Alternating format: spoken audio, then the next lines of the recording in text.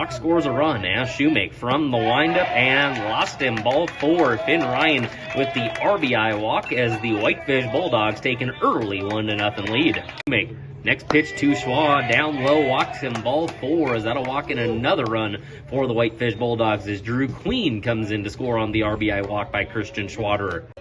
As Dalen back to it. Here comes the pitch. That one going to be grounded in the hole between third and short. Here comes Orm to score as Finn Ryan going to be held up at third as Luke Dalen strikes with an RBI single to give the Dawgs a 3-0 lead. The game as Caton awaits the 0-2. That one swung on, lifted deep into the outfield. That one going back at the base of the left center wall. Here comes one to score. Here comes two to score. Avery Caton at second. They're waving home a third one. The throw, though, in time. It's going to be a 2 RBI double off the bat of Avery Caton, as Carter Godsey going to be thrown out at home. But as Eisenbarth awaits the 1-2, that one going to be grounded to second. Agliano flips it over to the shortstop, now to first. Not in time as it's going to get by the first baseman. Here comes another run in for the Whitefish Bulldogs.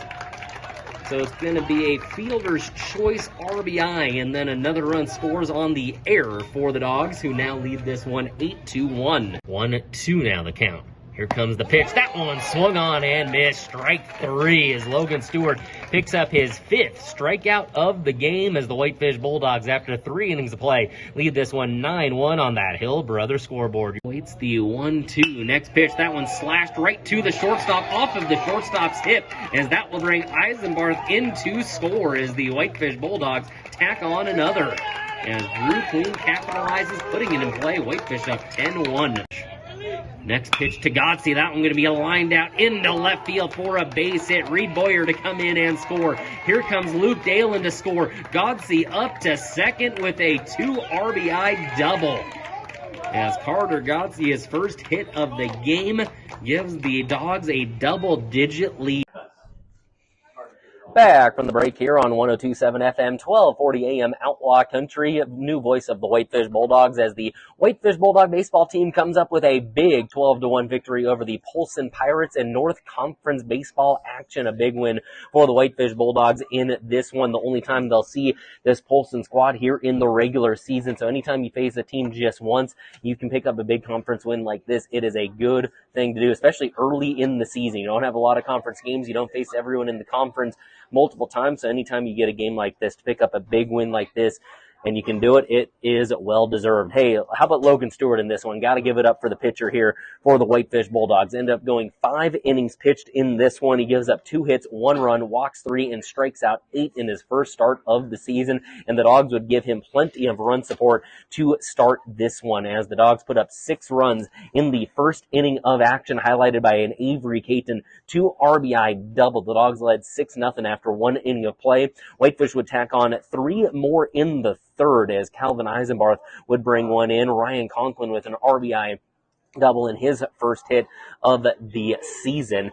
Polson would score 1 in the second, and that would be the only run that Polson scored. Whitefish added 1 in the 5th, and then added 2 more in the 6th. 2 RBI double by Carter Godsey to officially end this one, as the Dawgs' Christian Schwaderer comes on to close out the game, gets the final 3 outs of this one. But Logan Stewart, he was dynamite in this one. The 5 innings pitched, gave up just the 2 hits, the 1 run, but struck out 8, had command of the baseball all game long, 85 pitches thrown, nearly 50 strikes. So he was efficient, and he did it well, mixed up the pitches, saw more of the breaking ball as the game went on. But the Dawgs offensively, to be able to jump out to that 6-0 lead early in this one was huge, as it was a total team effort too in this one. Luke Dalen with a great diving play in left field. The Dawgs offense came alive, led 6-0, then 6-1, then it was 9-1, 10-1, 12-1 as the Whitefish Bulldogs pick up the big conference win. The Whitefish Bulldogs will be back in action Thursday and Friday this week as they head to Knoxon and Plains. Those games will not be broadcast live here on the radio, but then next week they return home where they will face Eureka next week. The next week's games for Whitefish will be broadcast right here. Hey, a big thanks to all of our sponsors, as always, for helping make this broadcast possible. This post game is as always, brought to you by Senex Zip Trip and Glacier Medical Associates. Scoreboard sponsor Hill Brothers. Halftime sponsor Whitefish Credit Union. Player of the game sponsor Ortho Rehab. Timeout sponsor American Bank. National Anthem sponsor Two Sparrows Chiropractic and Family Wellness. Starting lineup sponsor State Farm Joe Wakey. Highlight sponsor Exceed Chiropractic. Digital sponsor Frontier Builders.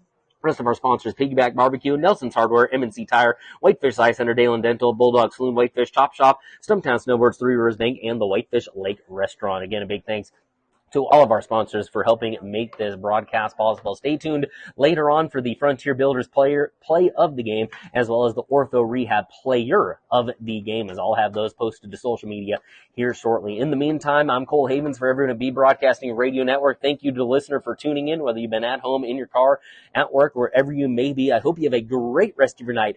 As always, thank you for tuning in, and I will talk to you later.